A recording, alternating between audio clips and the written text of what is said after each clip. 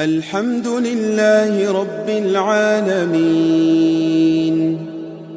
الرحمن الرحيم مالك يوم الدين إياك نعبد وإياك نستعين اهدنا الصراط المستقيم صراط الذين أنعمت عليهم غير المغضوب عليهم ولا الضالين.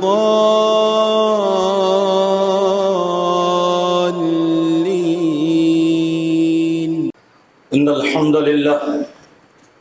نحمده ونستعينه ونستغفره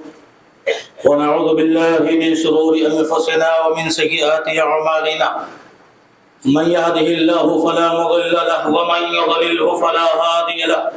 وأشهد أن لا إله إلا الله وحده لا شريك له وأشهد أن محمدا عبده ورسوله أما بعد فإن خير الحديث كتاب الله وخير الهدي هدي محمد صلى الله عليه وسلم وشر الأمور محدثاتها وكل محدثة بدعة وكل بدعة ضلالة وكل ضلالة في النار. فأعوذ بالله السميع العليم من الشيطان الرجيم. بسم الله الرحمن الرحيم. يا أيها الذين آمنوا اتقوا الله حق تقاته ولا تموتن إلا وأنتم مسلمون. يا أيها الناس اتقوا ربكم الذي خلقكم من نفس واحدة وخلق منها زوجها وبث منهما رجالا كثيرا ونساء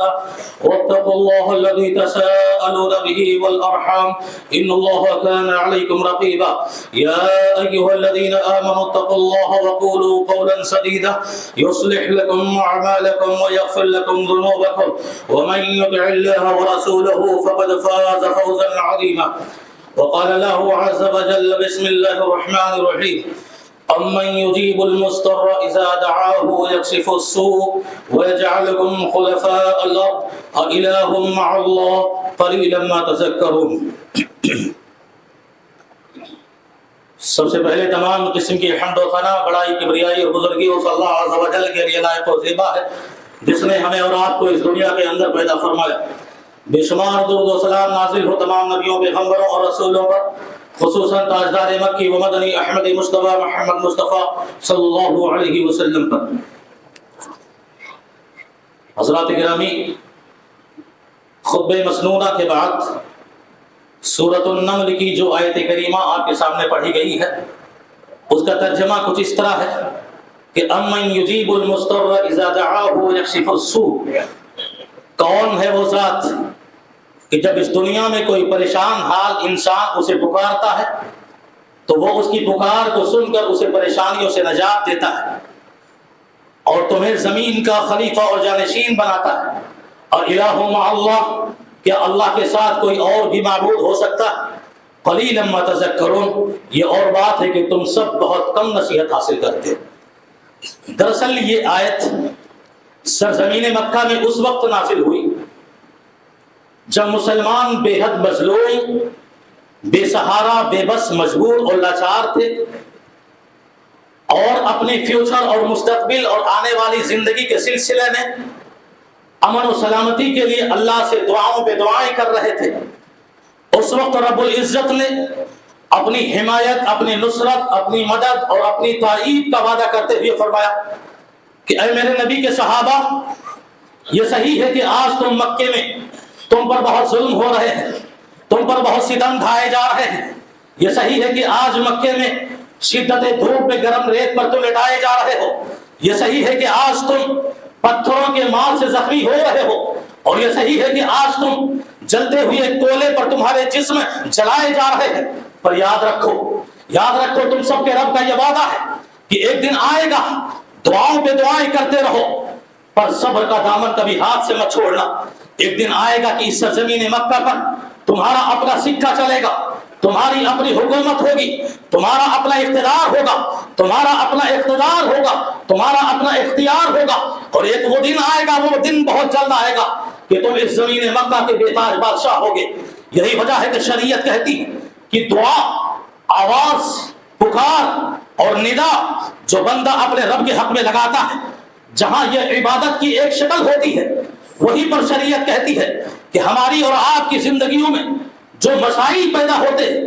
اور ہم اور آپ جن الجھنوں اور بے چینیوں اور بے قراریوں اور مصیبتوں اور پریشانیوں کے شکار ہوتے ہیں، شریعت کہتی ہے کہ ان تمام بے چینیوں سے نکلنے کا اور نجات پانے کا ایک راستہ تمہارے پاس اور بھی ہے، اور وہ دعا ہے جسے ہتھیار قرار دیا گیا ہے، وہ دعا ہے جسے ہتھیار قرار دیا گیا ہے۔ یہ ٹھیک ہے حالات کیسے بھی ناموافق کیوں نہ ہو، حالات کتنے ہی مخالف کیوں نہ ہو، حالات کتنے ہی نامساعد کیوں نہ ہو، اور حالات کتنے ہی ناسازگار کیوں نہ ہو، اور حالات کتنے ہی نازک کیوں نہ ہو، اور حالات کتنے ہی پریشان اور مشکل کیوں نہ ہو، لیکن ہم اور آپ کو یہ سمجھ میں آتا ہے کہ دشمن ہمارا بڑا مضبوط ہے، دشمن ہمارا بڑا طاقتور ہے، دشمن اس زندگی اور اس دنیا کے اندر ہتھیاروں سے، مادی وسائل سے جو ہے لیس ہے، لیکن پھر بھی شریعت کہتی ہے کہ ٹھیک ہے تم کوئی تدبیر ان کے خلاف نہیں کر سکتے، تم کوئی منصوبے نہیں بنا سکتے، تم اپنے قدم آگے نہیں بڑھا سکتے، تم بہت کمزور ہو، تمہارے پاس وہ طاقت نہیں ہے کہ دشمنوں کا مقابلہ کر سکو، لیکن شریعت ہمیں یہ پیغام دیتی ہے کہ اللہ کے بندو کم سے کم دعا تو کر سکتے ہو، کم سے کم اللہ کو پکار تو سکتے ہو، کم سے کم اپنے رب کو ندا تو لگا سکتے ہو۔ پیغمبر انسان کے جناب محمد رسول اللہ صلی اللہ علیہ وسلم نے علی الاعلان اپنی امت کو یہ پیغام دیا کہ اعجز الناس من عجز عن الدعاء، کہ سنو اس دنیا میں سب سے مجبور انسان وہ ہے جو دعا کرنے سے بھی مجبور ہو جائے، اس دنیا میں سب سے بے بس انسان وہ ہے جو دعا کرنے سے بھی بے بس ہو جائے، اس دنیا میں سب سے لاچار انسان وہ ہے جو دعا کرنے سے بھی لاچار ہو جائے۔ اس لیے نہ بھولو اور زندگی کے ہر پل ہر قدم اپنے رب کو پکارتے رہو، اپنے رب سے دعائیں مانگتے رہو، اور یاد رکھو یہ رب کا قانون ہے، یہ رب کا ایک دستور ہے، اور رب کا یہ اصول ہے، اور رب کا اپنے بندوں کے سلسلے میں یہ ضابطہ ہے کہ وہ اتنی آسانی سے ہماری حمایت کو نہیں آئے گا، اس کی نصرت اور اس کی تائید اور اس کی مدد اتنی آسانیوں سے ہمیں اور آپ کو نہیں ملنے والی ہے۔ اس زندگی کے اندر جو امتحان گاہ ہے، جو ابتلا اور آزمائش کی گھڑی اور لمحے ہیں، ہماری زندگی کا ہر پل جو رب العزت ہمارا ایگزام میں گزار رہا ہے، وہ پیغام دیتا ہے کہ دیکھو بڑی مشکلوں کے بعد، بڑی محنتوں کے بعد، بڑی قربانیوں کے بعد، بڑی فریادوں کے بعد، بڑی منتوں کے بعد، رونے دھونے کے بعد، گر گرانے کے بعد، سجدے میں گرنے کے بعد، رکوع کرنے کے بعد، اور اپنے رب کے ساتھ عاجزی اور انکساری کا معاملہ لے کر حاضر ہونے کے ساتھ جب اس رب کو پکارو گے، رب کا وعدہ ہے کہ وہ تمہاری مدد کو ضرور اپنی جو ہے فرشتوں کو اتارے گا اور اپنی حمایت اور اپنے تائید تمہارے ساتھ رکھے گا۔ اللہ نے فرمایا فلولا اذ جاءهم بأسنا تضرعوا، میرے بندو میرا یہ بھی قانون ہے کہ میں تمہیں بڑے بڑے عذاب میں مبتلا کرنے سے پہلے چھوٹے چھوٹے عذاب میں مبتلا کرتا ہوں تاکہ تم سدھر جاؤ، اپنے رب کا خوف، اپنے رب کی خشیت اپنے دل میں پیدا کر لو۔ لیکن افسوس تو تب ہوتا ہے کہ جب تم ہمارے عذاب میں مبتلا ہو کر کے بھی ہمیں پکارتے نہیں ہو، ہم سے سوال نہیں کرتے ہو، ہم سے حمایت نہیں چاہتے ہو۔ اگر تم عذاب میں اور مشکلوں میں، پریشانیوں میں، الجھنوں میں، بے چینیوں میں مبتلا ہو کر تم مجھ سے روئے ہوتے اور میرے دربار میں آ کر گڑ گڑائے ہوتے اور مجھ سے معافی مانگ کر مجھ سے دعا کیے ہوتے، تو اللہ کہتا ہے کہ میں اس عذاب کو ہٹا دیتا، اس عذاب کو ڈال دیتا، میری رحمت، میری برکت اور میری حمایت، میری نصرت سب کچھ تمہارے ساتھ ہوتی۔ لیکن افسوس ہے کہ اس کے باوجود بھی تمہارے سینے میں رہنے والا دل جاگتا نہیں اور بیدار نہیں ہوتا۔ یہی وجہ ہے آپ دیکھیں اس دنیا کے اندر، اس عارضی دنیا کے اندر، اس فنا ہونے والی دنیا کے اندر، اس ختم ہو جانے والی دنیا کے اندر بے شمار پیغمبر آئے، بے شمار رسول آئے، بے شمار نبی آئے، لیکن ان سارے نبیوں نے جو اللہ کے سب سے زیادہ برگزیدہ بندے تھے، سب سے محبوب اور قریبی بندے تھے، لیکن انہوں نے اپنی زندگی کے اندر جب بھی مشکلوں کا سامنا کیا اور جب بھی الجھنوں کا سامنا ہوا، جب بھی بے قراریوں کا سامنا ہوا اور جب بھی مشکل اور کٹھن مرحلے اور حالات پیدا ہوئے، قدم قدم پر، لمحے لمحے، سیکنڈ و سیکنڈ، گھڑی گھڑی اور لمحے لمحے وہ ہمیشہ اپنے رب کو پکارتے رہے اور حالات کا مقابلہ وہ اپنی دعاؤں سے کرتے رہے اور اسی دعا کو اپنا ایک ہتھیار بناتے رہے، دعاؤں کا سہارا لیتے رہے۔ فار ایگزامپل، مثال کے طور پر میں مختصراً آپ کے سامنے بیان کرتے چل رہا ہوں، حضرت نوح علیہ السلام سب سے پہلے رسول ہیں، سب سے پہلے رسول ہیں۔ 950 برس تک اپنی قوم کو اور اپنی امت کو بڑی محنتوں کے ساتھ، بڑی مشقتوں کے ساتھ، بڑی تکلیفوں کے ساتھ اور بڑی الجھنوں کے ساتھ اللہ کی طرف بلاتے رہے، انہیں دعوت دیتے رہے، لیکن انجام کیا ہوا؟ نتیجہ یہ نکلا صرف 83 لوگ یا اس سے کچھ زیادہ لوگوں نے ایمان قبول کیا اور دعوت کو قبول کیا۔ پیغمبر نوح کو جب یہ یقین ہو چلا کہ اب یہ جو 83 لوگ ہیں جنہوں نے میرے ہاتھ پر ایمان قبول کیا ہے، جنہوں نے اللہ اس کے رسول کو نوح کو پیغمبر تسلیم کیا. اب ان 83 لوگوں سے زیادہ اس وقت جو موجود نسل ہے اب یہ ایمان لانے والی نہیں ہے، بے بس ہو گئے، مجبور ہو گئے، لاچار ہو گئے، اور پھر انہوں نے دعا کے لیے ہاتھ اٹھائے. اور یاد رکھو اللہ کے بندو،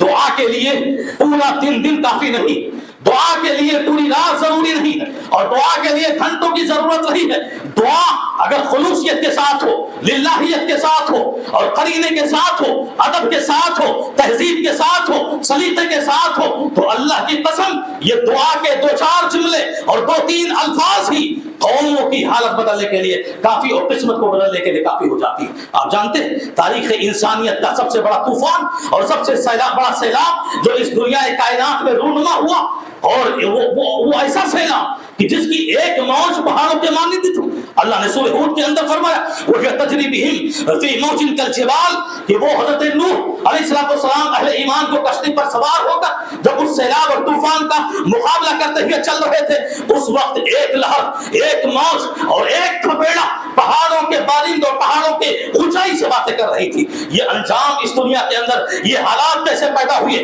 پیغمبر نوح صلی اللہ علیہ وسلم کی صرف 3 لفظوں کی دعا تھی، صرف 3 لفظوں کی دعا تھی، جس کو اللہ رب العزت نے سورہ قمر کے اندر نقل کیا ہے. کہا فدعا ربہ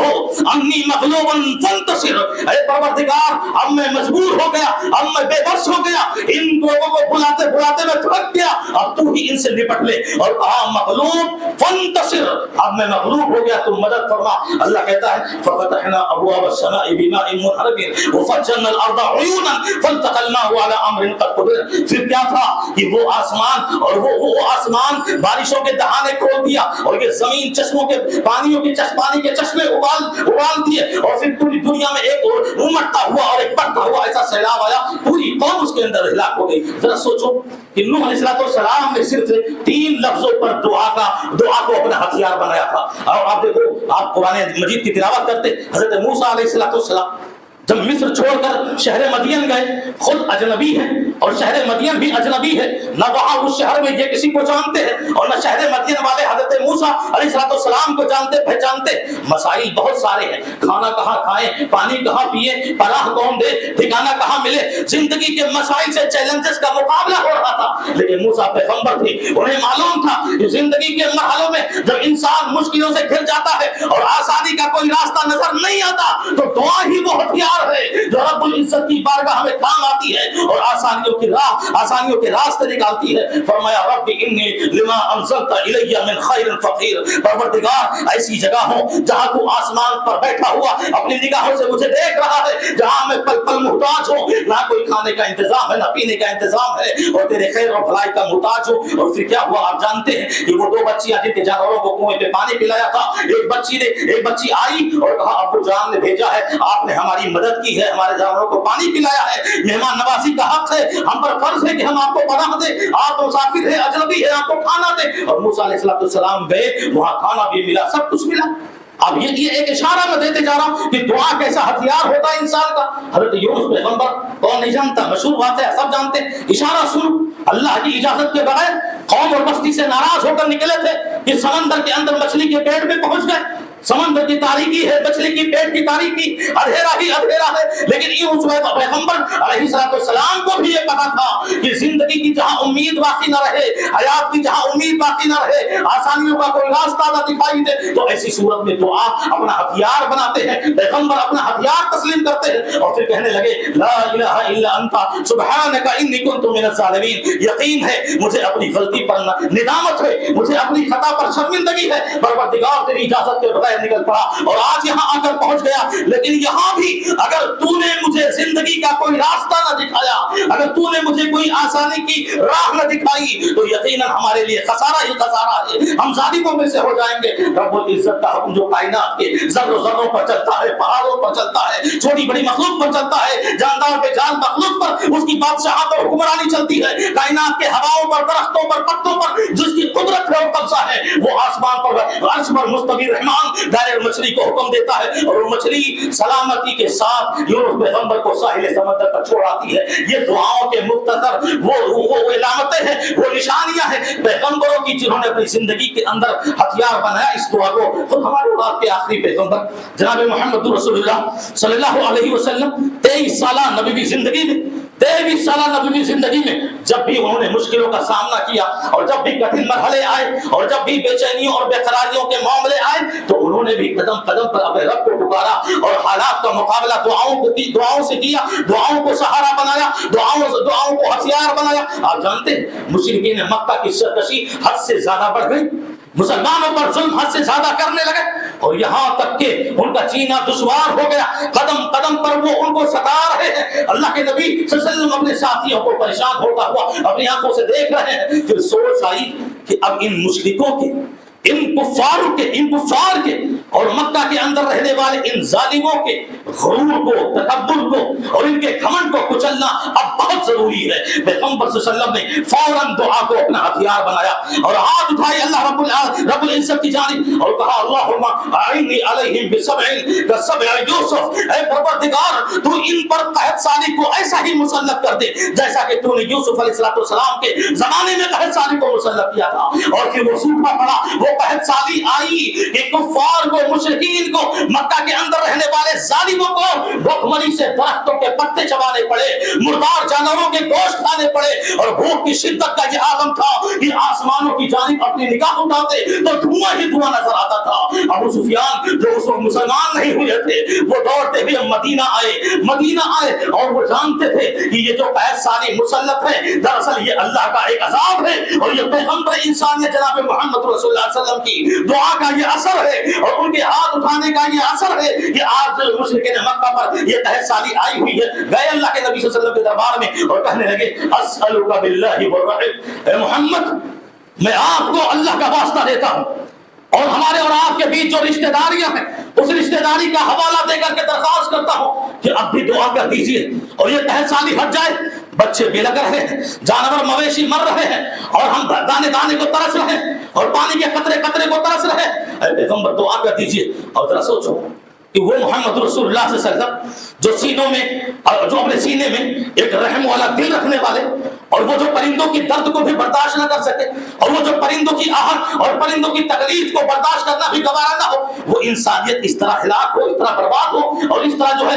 ظلم کا شکار ہو، یہ اس پر جو ہے ظلم کا شکار ہونے کے ساتھ ساتھ وہ اس طرح جو ہے مر رہی ہو. پھر انہوں نے کیا کیا؟ اللہ کے نبی نے دعا کی کہ ٹھیک ہے جاؤ میں دعا کرتا ہوں. دعا کیا اور وہ قحط سالی ہٹ گئی. دعاؤں کو ہتھیار بنایا اللہ کے نبی صلی اللہ علیہ وسلم نے. جہاں بھی معلوم پڑا کہ مسلمان مظلوم ہے، ستائے جا رہے ہیں، ان پر ظلم ہو رہا ہے، اللہ کے نبی صلی اللہ علیہ وسلم نے نمازوں میں باقاعدہ ان لوگوں کا نام لے لے کر آپ نے دعا کی. مکے کے اندر جو کچھ غریب، مسکین اور ضعیف لوگوں نے اسلام قبول کیا، ایمان قبول کر لیا پر مدینے کی جانب ہجرت کرنے نہیں دے رہے، مکہ والے جو ظالم تھے وہ قید کر کے رکھے ہیں، مکے میں محصور کر کے رکھے ہیں. اللہ کے نبی صلی اللہ علیہ وسلم کو پتا چلا، آپ نے باقاعدہ دعا فرمائی اے اللہ ولید ابن ولید کو کفار و مشرکین کے نفع سے نجات دے دے، ہشام ابن ربیعہ کو نجات دے دے، یا اسی طرح جو غریب اور مسکین ایمان لا چکے ہیں اور وہ مدینہ ہجرت کرنا چاہتے ہیں لیکن مشرکین مکہ نے انہیں اپنے قید میں ڈال رکھا ہے. اللہ تو ان کے قید اور ان کے نفع سے ان سب کو رہائی عطا فرما دے. اور پھر سیرت کا وہ حادثہ، دعا کو ہتھیار بنایا ہے آپ نے اپنی زندگی کے ہر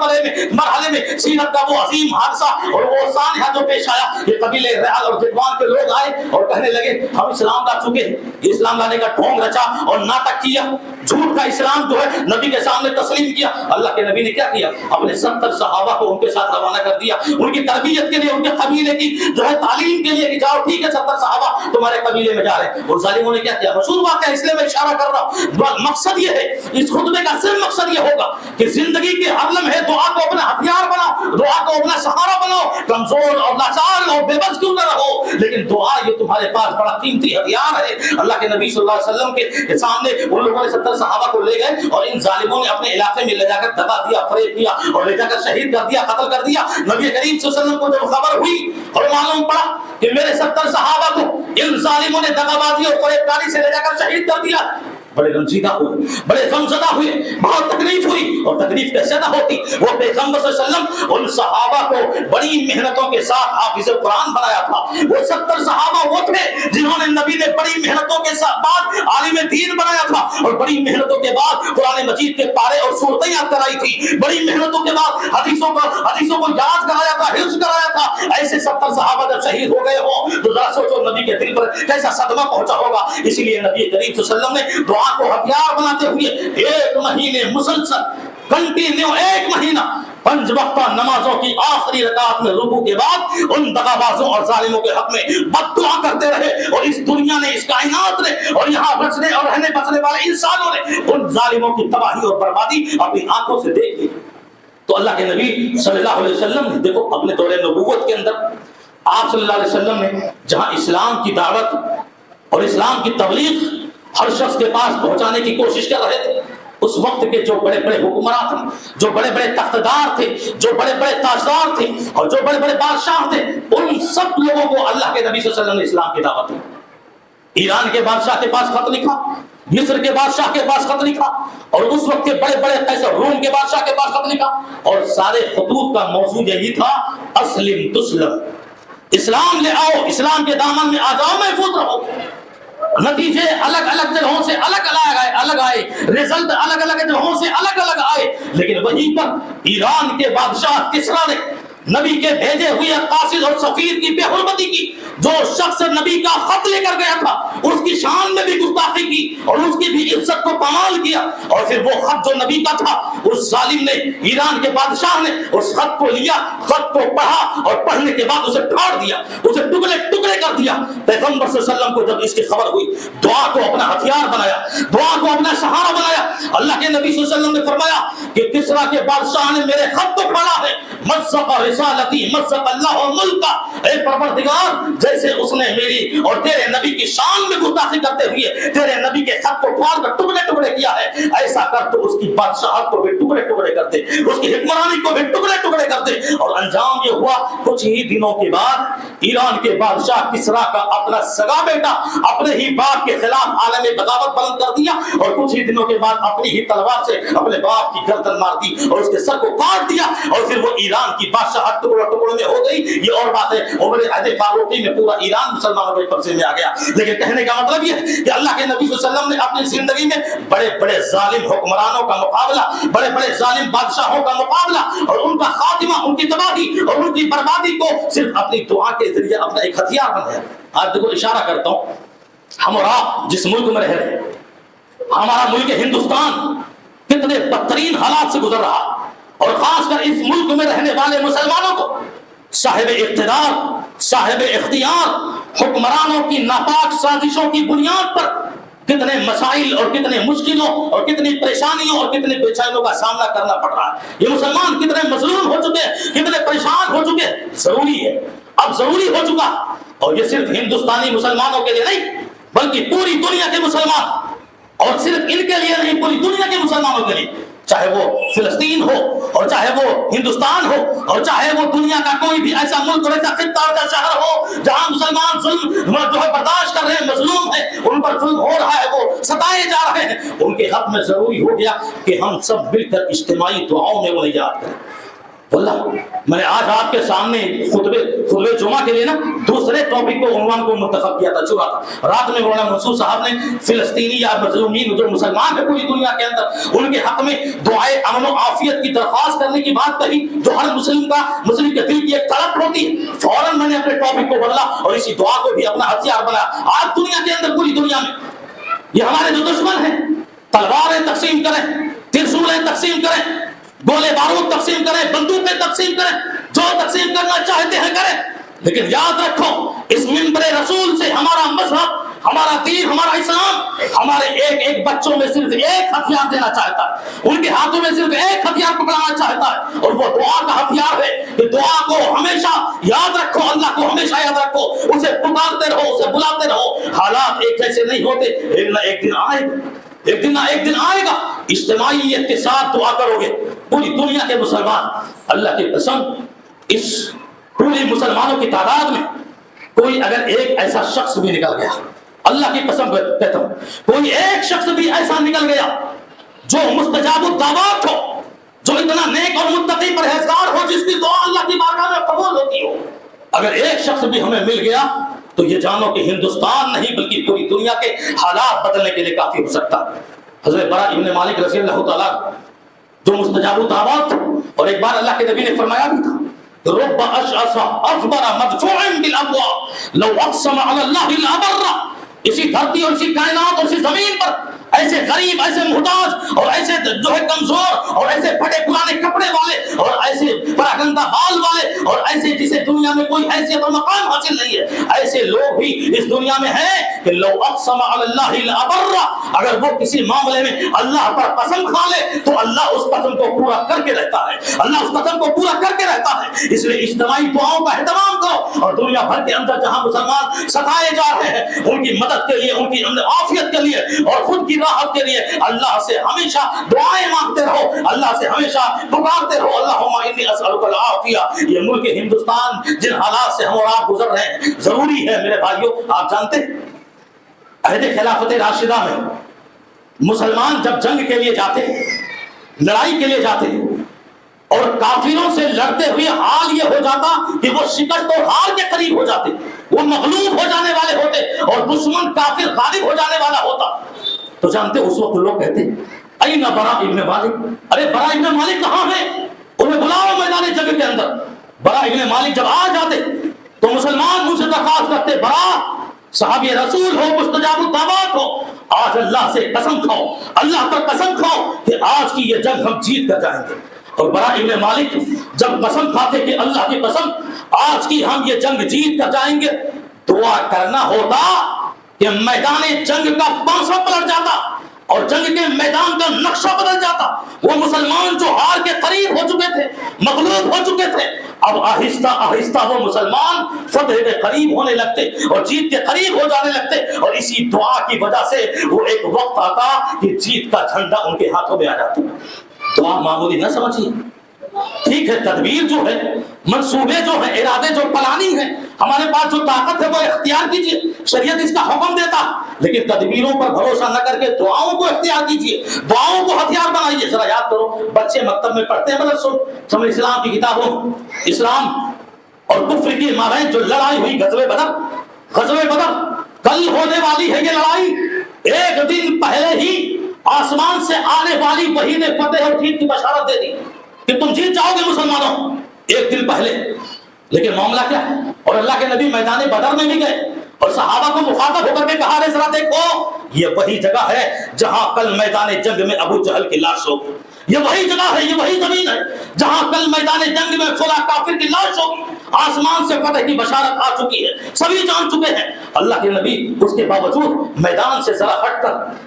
کر سجدہ ریز ہو، اللہ سے رو رہے ہیں، اللہ سے گڑ گڑا رہے ہیں، دعاؤں پہ دعائیں مانگ رہے ہیں، فریادوں پہ فریادیں کر رہے ہیں اور کہہ رہے ہیں اللہم ان تہلک هذه العصابہ لن تعبد فی الارض بعد۔ پروردگار سن لے اس پیغمبر کی دعا، آج جو تو نے حمایت کا وعدہ کیا ہے، جو تو نے نصرت کا وعدہ کیا ہے، آج یہ گھڑی آ چکی ہے، ہم مسلمانوں کو تیرے حمایت کی ضرورت ہے، تیری نصرت کی ضرورت ہے، تیری مدد کی ضرورت ہے۔ اگر یہ مٹھی بھر جماعت آج ہار گئی تو پھر اس کائنات میں تیرا نام لینے والا کوئی نہیں، تیری عبادت اس کائنات میں نہیں ہو سکتی۔ ابو بکر دلاسا دے رہے پیغمبر سکون رکھو، آرام رکھو، اللہ فتح سے ہم کرام کرے گا، لیکن نہیں، تدبیر بھی کیا اختیار کی، فتح کی بشارت کے باوجود کہا اللہ یہ مٹھی بھر جماعت ہے،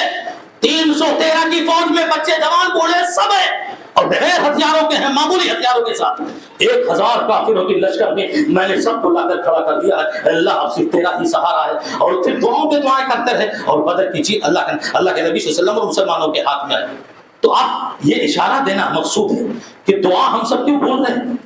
آسیہ ہماری ماں اور بہنیں بھی ہیں نا یہاں خطبہ سنتی، یہ اپنے رب کو کتنا یاد کرتی، اپنے گریبان کو ٹٹولے اور اپنے ضمیر کو دیکھیں کہ حالات جب نازک آتے ہیں، حالات جب بگڑتے ہیں، بیماریاں آتی ہیں، بے اولاد رہتی ہو، نہ جانے کہاں کہاں کا چکر لگاتی ہو، نہ جانے کہاں کہاں میلوں کا سفر کرتی ہو، اللہ کہتا ہے وَإِذَا سَأَلَكَ عِبَادِي عَنِّي فَإِنِّي قَرِيبٌ، اے پیغمبر میرے بندوں کو بشارت دے دو، میری بندیوں کو بشارت دے دو کہ 2 کروڑوں میل کا سفر کرنے کی ضرورت نہیں، درگاہوں میں زیادہ باباؤں پیروں کے پاس جانے کی ضرورت نہیں، ارے جہاں ہو جس جگہ ہو وہیں اپنے رب کو پکارو. تمہارا رب تمہاری نظروں سے اور تمہاری شہرت سے بھی زیادہ قریب ہے. وہ تمہاری دعائیں سن کر رہے گا, تمہاری دعائیں قبول کر کے رہے گا, پر وہ خلوصیت کے ساتھ اللہ کو پکارو. تو آسیہ فرعون کے ماتحت رہ کر بھی رب ابنی عندک بیتا فی الجنہ ونجنی من فرعون وعملی ونجنی من القوم الظالمین. آسیہ جیسے ایماندار عورت نے رب کو پکارا اور اسی دنیا میں جنت کا اپنا مقام دیکھ لیا, اور فرعون جیسے ظالم و جابر اور متکبر گھمنڈی کو دریائے نیل میں اس کی دعا نے ڈوبنے پر مجبور کر دیا اور اسے غرقاب کر دیا. یہ عورتوں کی دعاؤں کا اثر ہے کہ فرعون جیسا ظالم دریائے نیل میں ڈوبتا ہوا نظر آتا ہے. یہ دعائیں معمولی مت سمجھو میرے بھائیو, ان دعاؤں میں بڑی طاقت ہوتی ہے اور ان دعاؤں کے اندر بہت اثر ہوتا ہے اگر آپ خلوص کے ساتھ اپنے رب کو پکارو. وقت بہت تیزی کے ساتھ گزر گیا, لیکن مقصد یہی ہوا پورے خطبے کا کہ الدعاء مخ العبادہ, الدعاء سلاح المؤمن. دعا جہاں عبادت ہے وہیں مسئلوں اور الجھنوں اور پریشانیوں اور بے چینیوں میں گر جانے کے بعد دعا ہمارے اور آپ کے لیے ایک ہتھیار کا کام کرتا ہے اور ایک ہتھیار کا کام کرتا ہے. میں یہی ہتھیار آج کے خطبے میں ہر مسلمان کو دینا چاہتا ہوں. اسی ہتھیار کو دل کے اجالے میں ہو یا رات کی تاریکی میں ہو یا جس وقت بھی ہو, صبح و شام ہو, اس دعا کو اپنے لیے اپنا ایک معمول بناؤ اور اپنا ایک ہتھیار بناؤ. انشاءاللہ امن و عافیت و سلامتی صرف ہندوستان میں ہی نہیں پوری دنیا کے اندر کا یہ اثر ہوتا ہے. آپ سبھی بہت ہمیشہ خطبے سنتے رہتے ہیں اور تاریخوں کے حوالے سے آپ جانتے رہتے ہیں. میں اشارہ صرف دے دیتا ہوں, اشارہ. امام اہل سنت والجماعہ امام احمد بن حنبل رحمۃ اللہ علیہ کو کون نہیں جانتا؟ خلق قرآن کا جب مسئلہ آیا تھا بادشاہ مامون رشید نے کہا قرآن غیر مخلوق, قرآن مخلوق ہے, اس کو مخلوق کہا. امام احمد بن حنبل نے کہا نہیں غیر مخلوق. بہت سارے علماء پر اس نے بہت سارے ظلم ڈھائے اور غلط عقیدے کی طرف لانا چاہا. سارے علماء اس کی سزاؤں کو برداشت نہ کر سکے, بیچارے دل میں نہ بھی رہا ہو تو زبان سے قبول کر لیا اور بادشاہ کے عقیدے کو مان لیا جو غلط عقیدہ تھا اور اس کی جانب ہو گئے اس کی سزا سے بچنے کے لیے. امام احمد بن حنبل تنہا ایک ایسے شخص تھے جو عقیدے پر ایمان پر قائم رہے. کہا اگر آج میں نے عقیدہ بدل دیا میرے پیچھے رہنے والے مجھ کو ماننے والے جو لوگ ہیں ان کا عقیدہ ساری زندگی تا قیامت بدل جائے گا, اور قرآن جو غیر مخلوق ہے یہ دنیا اس کو مخلوق کہے گی. اور امام احمد بن حنبل پر بادشاہ مامون رشید نے وہ ظلم ڈھائے کہ جنات کہتا ہے کہ میں نے امام صاحب کے پشت اور پیٹھ پر جو کوڑے مارے تھے اللہ کی قسم اگر کسی ہاتھی پر بھی برسائے جاتے تو مارے درد سے وہ ہاتھی بھی چیخ پڑتا. یہ سزائیں تھی گئی امام احمد بن حنبل کو. اور وہ بادشاہ جو مقام ترسوس میں تھا اس نے کہا لے آؤ ہمارے پاس, اب آخری فیصلہ کرنا ہے, فائنلی سزا دینا ہے. امام احمد کو سپاہیوں نے پکڑا اور بادشاہ مامون رشید کے پاس مقام ترسوس لے جانے لگے. راستے میں تھے امام احمد بن حنبل کو پتہ چل گیا کہ اب یہ ظالم مجھ پر اور بھی ظلم کرے گا. فوراً زبان سے دعا کو ہتھیار بنایا, دعا کو اسلحہ بنایا, دعا کا سہارا لیا اور حالات کا مقابلہ دعاؤں سے کیا اور رب کو پکارا. فجلس علی رکبتیہ, اپنے گھٹنے زمین پر ٹیک دیے اور کہا یا سیدی غرم حلمک ھذا الفاجر, اے پروردگار میرے آقا میرے سردار, اس بادشاہ کو غرور نے دھوکے میں ڈال رکھا ہے, یہ مغرور ہو چکا ہے اور تیرے اولیاء کو, تیرے نیک اور متقی پرہیزگار بندوں کو سزائیں دے رہا ہے, قتل کر رہا ہے. اے اللہ, دوسری روایت میں آتا ہے کہ اب تو اس کے لیے کافی ہو جا اور اے اللہ میں اس کا چہرہ دیکھنا نہیں چاہتا. اللہ بچتے رہو ہمیشہ مظلوم کی بد دعا سے. اے اللہ میں اس کا چہرہ دیکھنا نہیں چاہتا. اور سپاہی مقام ترسوس لے جا رہے تھے, راستے میں تھے کہ مامون رشید کے موت کی خبر آ گئی, اس کے انتقال کی خبر آ گئی اور اس کے مر جانے کی خبر آ گئی. اور احمد بن حنبل کی دعا وہ ہتھیار کا کام کر گئی جو تلوار بھی نہ کر سکے, بندوق بھی نہ کر سکے. زبان سے نکلی ہوئی یہ دعا میں وہ اثر آئی کہ چہرہ نہیں دیکھا اس سے پہلے مامون بادشاہ اس دنیا سے رخصت ہو گیا. اس کو موت کے فرشتے نے آ کر پکڑ لیا. امام احمد بن حنبل رحمۃ اللہ علیہ کا ان کی تعریف پڑھنے کے لائق ہے، آپ اہل حدیث ہیں اور اہل توحید ہیں، آپ ایسے اماموں کی جو موحدین ہیں، ایسے لوگوں کی تاریخ اور زندگی کے حالات پڑھیے، انہوں نے دعاؤں کا بڑا سہارا لیا ہے۔ اللہ رب العزت سے دعا ہے کہ العالمین ہم سب مسلمانوں کو، جوان ہو بوڑھے ہوں، عورتیں ہوں مرد ہوں بچے ہوں، ان سب کو دعا جیسے قیمتی ہتھیار کو اپنانے کی اللہ العالمین توفیق عطا فرمائے۔ دعا پہ آ جائے تو بچوں کی دعا بھی اللہ کی بارگاہ میں قبول ہو جاتی ہے، اور دعا پہ آ جائے تو جوانوں بوڑھوں اور عورتوں کی دعائیں اللہ کی بارگاہ میں قبول ہوتی ہیں۔ اللہ العالمین سے دعا ہے کہ اللہ رب العزت ہم سب مسلمانوں کو جب تک اس دنیا میں زندہ رکھے، باحیات رکھے، ایمان بالخیر پر رکھے، اپنی دعاؤں اور اپنی التجاؤں اور فریادوں کے ساتھ رکھے، اور صحیح عقیدے اور صحیح ایمان کے ساتھ زندہ رکھے۔ ہماری موت ہو تو ایمان بالخیر پر ہو۔ وہ آخر دعوانا ان الحمدللہ رب العالمین۔ خطبے کے آخر میں ایک ضروری اعلان ہے جو آپ سبھی کے سامنے کرنا ہے۔ ہمارے قریبی علاقے نالا سبارہ کے اندر ایک مسجد کی تعمیر ہو رہی ہے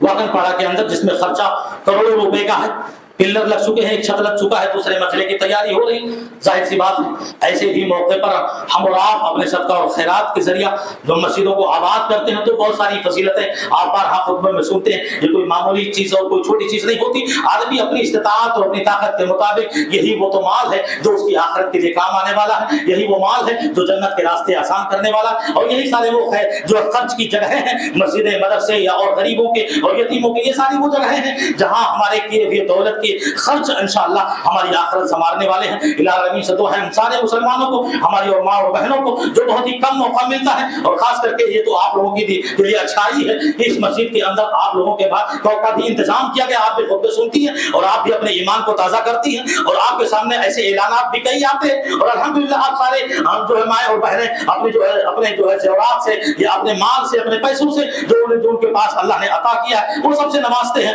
اور وہ بھی اپنی آخرت کو سنوارنے کا بہترین موقع پاتے ہیں۔ الہ العالمین سے دعا ہے کہ رب العزت ہمیں زیادہ سے زیادہ صدقہ اور خیرات کرنے کی توفیق عطا فرمائے، آمین۔ بارک اللہ لنا ولکم فی القرآن العظیم ونفعني وإياكم بالآیات والذکر الحکیم، انہ تعالی جواد کریم ملک مرحوم رؤوف رحیم۔